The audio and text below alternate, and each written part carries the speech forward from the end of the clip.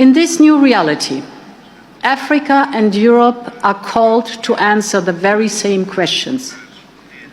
How can we create good jobs for our people?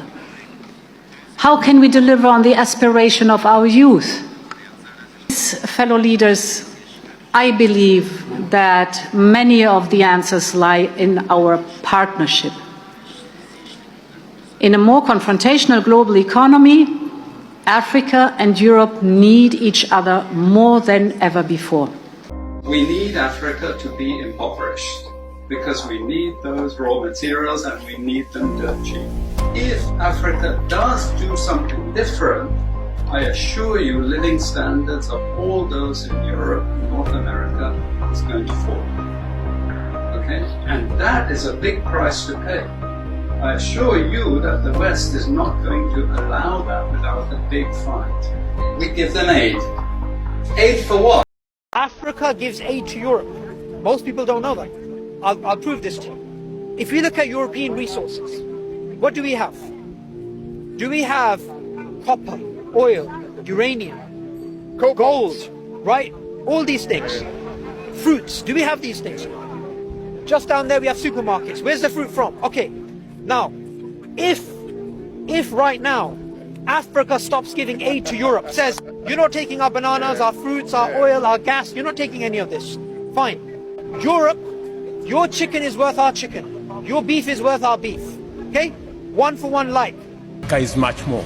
Africa is about 60% of the world's renewable energy resources. Africa is about 40% of the world's mineral resources necessary for energy transition. Africa holds 65% of the world's uncultivated arable land that can be used for smart agriculture. Africa has the largest natural carbon sinks anywhere in the world. And much more importantly, Africa has the youngest population with the potential for the future to be the largest market. And we are doing everything to consolidate Africa into one market with 1.4 billion people and a GDP of 3.5 trillion. Europe had always believed it would control the world's supply chains, especially the raw materials that powered its factories, batteries, technologies, and clean energy ambitions. But everything changed the moment Africa stood up, looked the EU straight in the face, and quietly, confidently took control of the resources the world could not function without. The announcement didn't come with fanfare. There were no fiery speeches or political theatrics. It was a simple joint statement delivered from multiple African capitals on the same morning, a coordinated declaration that Africa would now regulate its critical raw materials with a unified continental framework. Our continent is making progress to be a key player in the different stages of the global value chain. Our role as raw material supplier only will come to an end soon. Therefore, lithium, cobalt, manganese, tantalum, graphite, nickel, bauxite, and the rare earths that powered Europe's future were no longer available under Europe's old terms. In that moment, the balance of global power shifted. European markets reacted first violently. Mineral prices surged within minutes. Investors panicked. The EU Commission cancelled meetings and rushed into emergency sessions. Factories that depended on African minerals, particularly in Germany, France, and the Netherlands, watched their supply lines freeze. Electric vehicle producers were the first to feel the shock. They had relied for years on cheap African resources to build their batteries, assuming the continent would always stay compliant. Now they were suddenly powerless. Africa held the keys. The catalyst for this continental defiance had been building for years. African nations realized that raw materials were not a curse, they were leverage. They were power. They were the backbone of the world's transition to renewable energy, electric transport, digital technology, and advanced manufacturing. And for decades, the EU had built its economic strength on African soil while insisting Africa take the crumbs. Those days were over. Africa had spent years studying global supply chains, forming new alliances, building regional processing centers, and preparing to break free from Europe's long shadow. The new policy demanded that no unprocessed strategic minerals leave the continent without added value.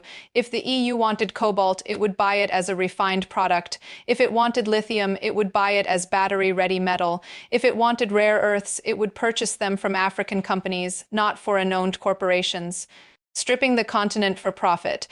The message was clear. Africa was no longer the world's raw material pit stop. It was becoming the world's manufacturing engine. The first European nation to panic was Germany. Its electric vehicle sector, one of its most prized industries, depended heavily on Africa. Without cobalt from the Democratic Republic of the Congo, lithium from Zimbabwe, manganese from South Africa, and graphite from Mozambique, production lines would grind to a stop.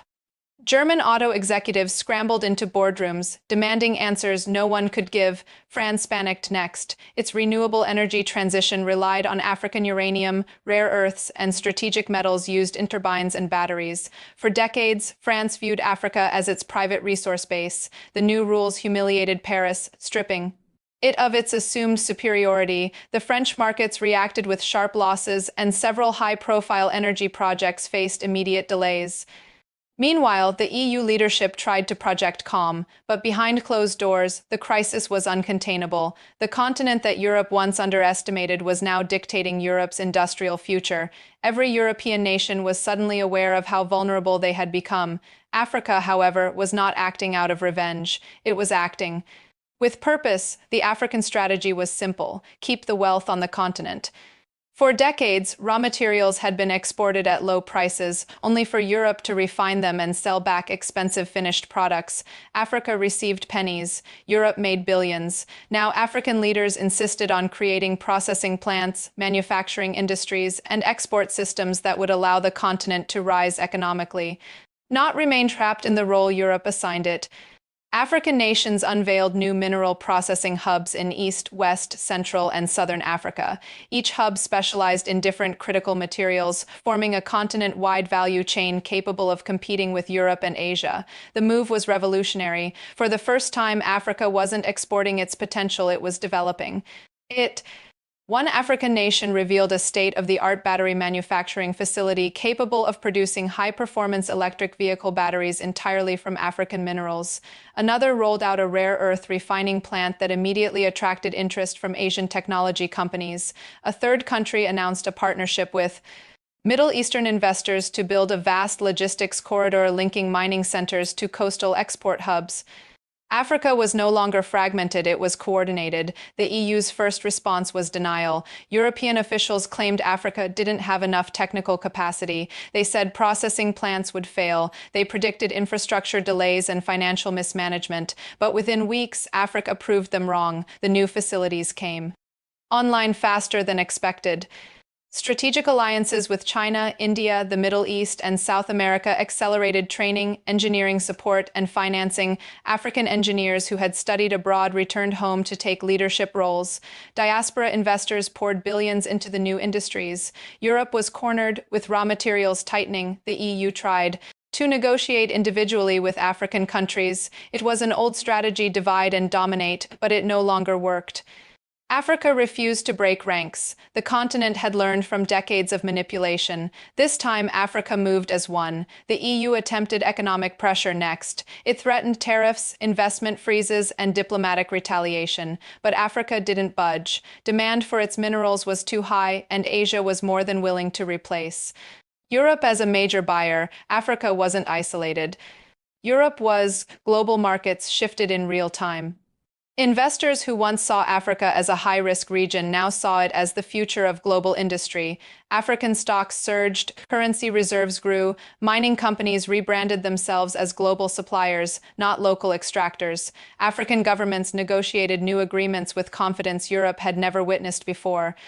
African nations began using mineral revenues to fund massive infrastructure projects: new highways, new ports, new solar grids, new rail networks, and new industrial cities. For the first time, Africa was shaping its own destiny without Western interference. Europe found itself scrambling to catch up. The EU Commission held emergency summits pleading for alternative suppliers, but the reality was brutal. Most of the world's most important minerals were in Africa, and Africa was done being exploited. Europe's panic deepened as the first real effects of Africa's unified mineral strategy became impossible to ignore. Across the EU, factories slowed, energy companies trembled, and industries that once projected confidence now stood exposed for how dependent they were on African soil. Politicians tried to speak boldly on television, but their eyes revealed the truth. Europe had lost control over the very materials that powered its future. The first wave of consequences hit Europe's battery industry. Assembly plants in Germany, Sweden, and Hungary announced production freezes as cobalt shipments stalled. Engineers tried to redesign battery systems to use less African material, but the alternatives were either too expensive or technologically unreliable. Investors fled. Production halts meant layoffs, and the layoffs meant protests. Major European economies found themselves wrestling with social unrest triggered by a crisis they never prepared for. In Brussels, chaos simmered beneath diplomatic language. The EU Commission scheduled emergency meetings every day. Ministers argued over whether they should attempt to punish Africa or negotiate with Africa. Half of Europe wanted a hardline stance. The other half knew Europe had no leverage left. Africa had overtaken them, and punishing a continent that controlled the most essential minerals on Earth was a fantasy, but Africa was not slowing down. Weeks after implementing the Unified Mineral Framework, African nations unveiled something even more disruptive: the Continental Mineral Pricing Authority. This new body regulated and set the global value of Africa's strategic materials. It wasn't hostile, it was simply business. Africa decided that it, not Europe, would determine the price of what it owned. Commodity markets erupted, cobalt prices surged, lithium values tripled, manganese jumped to historic highs, nickel, graphite, and rare earth metals became so valuable that investors scrambled to buy them before. Prices rose again. For years, Europe had enjoyed artificially low rates because Africa had been pressured to accept whatever price the West decided. But now Africa was pricing its own wealth, and Europe was forced to pay the actual value for the first time. While European factories struggled, African economies soared. Nations that had long been dismissed as resource-rich but poor transformed into financial powerhouses overnight. Mineral-backed sovereign funds grew rapidly. Infrastructure plans multiplied. Solar farms, highways, ports, and manufacturing districts rose across the continent. African leaders didn't just want profits, they wanted transformation, and they were getting it. African universities expanded engineering programs. Technical institutes trained thousands of new workers for processing plants, refineries, and industrial zones.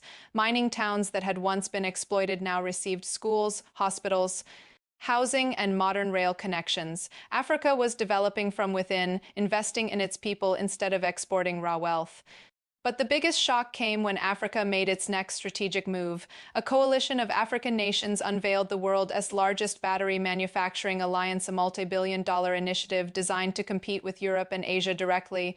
It connected production lines across several African regions, each one specializing in a different stage of battery creation. One country provided refined cobalt. Another produced lithium hydroxide. Another handled cell assembly. Another handled final battery pack production. Africa had built a full value chain. Europe was stunned. The EU had always believed Africa lacked the technological ability to process its own minerals. Now Africa was producing its own advanced batteries, cheaper, cleaner, and more efficient than Europe's. Tech companies from Asia and the Middle East rushed to partner with Africa. Europe begged for access, but Africa prioritized partners who respected sovereignty and fair terms. African negotiators were unyielding. They demanded long-term contracts, local manufacturing requirements, and infrastructure investments. Those who refused were shut out immediately. The EU tried to counter with a European minerals partnership, a last-ditch attempt to secure non-African supply chains.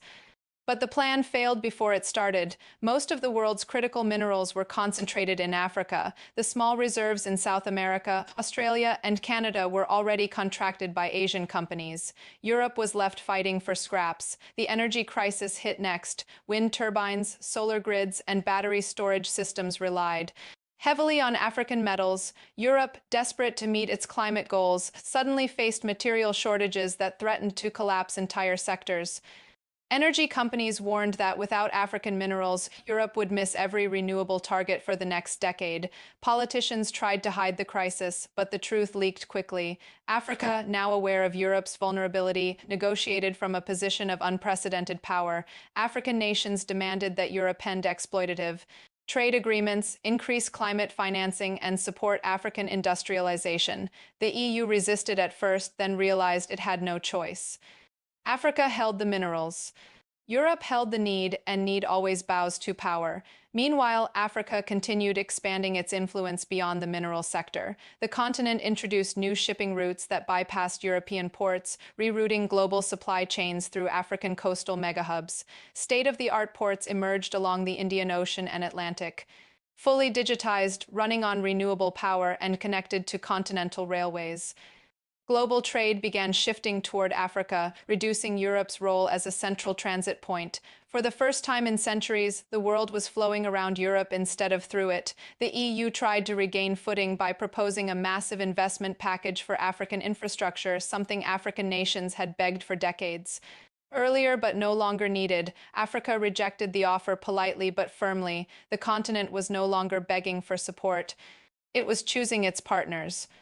Inside Europe, industries panicked. Business leaders who had once dismissed Africa now pleaded with their governments to repair relations. Car manufacturers demanded diplomatic visits. Tech companies begged for access to Africa's rare earth supply. Energy firms warned of massive job losses if mineral access wasn't restored. But Africa had changed, and so had the global order. The final blow to European confidence came when Africa launched the Continental Metals Exchange, a digital trading system that allowed buyers around the world to access African minerals directly bypassing European intermediaries entirely. Europe had lost not only the minerals but also the ability to profit from controlling their trade. In a matter of months, Africa had rewritten economic history. The continent that Europe once exploited had become the continent Europe now depended on. The EU had never imagined that Africa would move as one, strategize as one, and rise as one, but it did, and Europe, shocked and unprepared, could only watch as Africa took control of the most critical raw materials of the century. The message was unmistakable. Africa was done being managed. Africa was done being controlled. Africa was finally in command of its own destiny, and Europe could no longer do anything about it.